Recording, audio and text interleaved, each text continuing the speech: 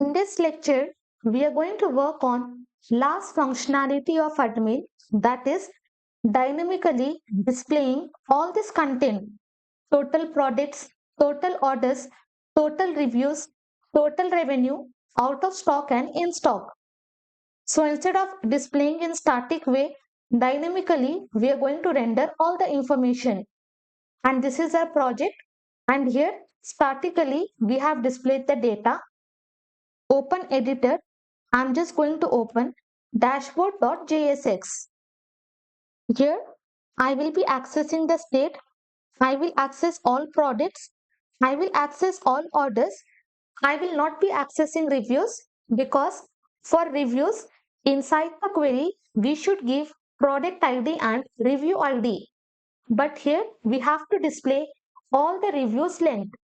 So instead of accessing total reviews, I will access total amount.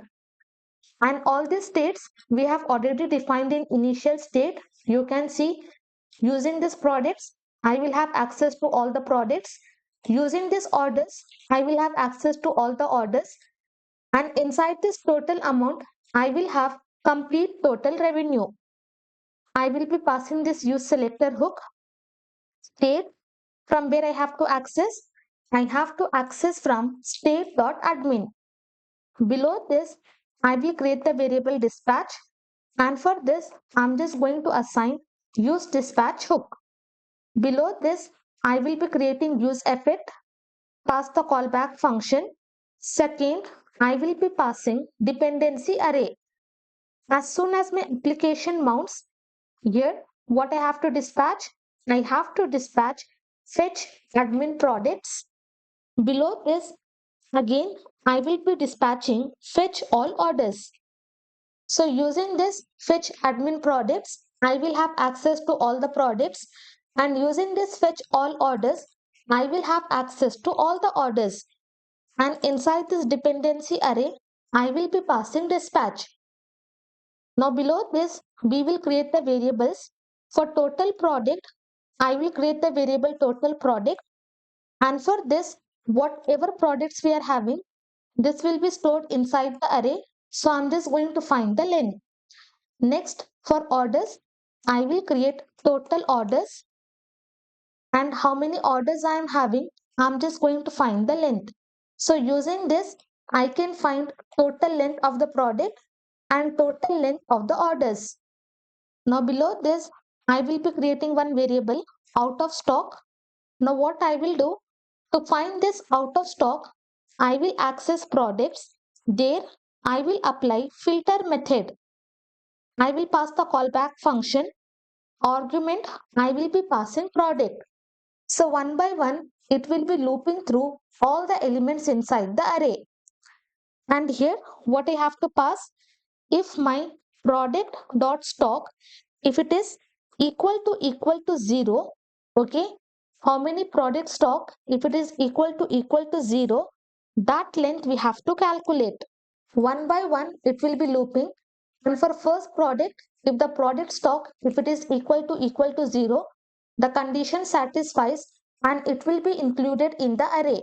So that array's length we are going to calculate, and we will assign to this out of stock.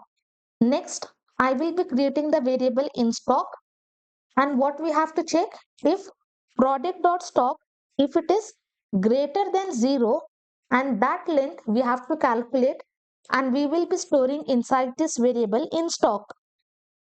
And finally, we have to calculate total reviews. So here I will create the variable total reviews. Now what I will do, instead of fetching all the reviews, I will be applying reduce method on these products. I will copy, paste. Here I will be applying reduce method. And inside this, I will be passing accumulator and product as the argument. I will access this accumulator value from this product. So each and every time when it is looping, product will be having complete product information. There we are having this reviews property, and on that reviews we are just going to apply length method. If we are having any reviews, we are just going to find the length. If we are not having any review, for any product. For that, we are just going to assign 0. So here we will be passing or. If we are having reviews, find the length. If we are not having any reviews, assign 0 for that particular product. And initial value of accumulator, I will be passing 0. So in this way, one by one, it will be looping through all the products and it will find the length of reviews, and accordingly, it will be adding all the values and total value will be stored inside total reviews.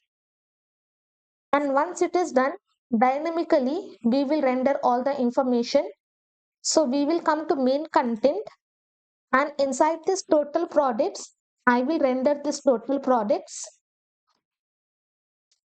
Next, we are having total orders. I will pass total orders. Here, we are having total revenue. This one, we have access from state. That is nothing but total amount. For total reviews, we are having total reviews. And here, we are having out of stock. I will pass this out of stock. And finally, we are having in stock.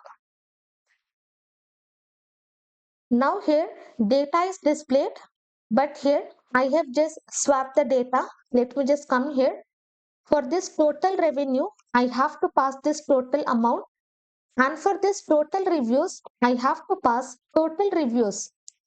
Now save, come here, you can see in total I am having only one review. So here one will be displayed.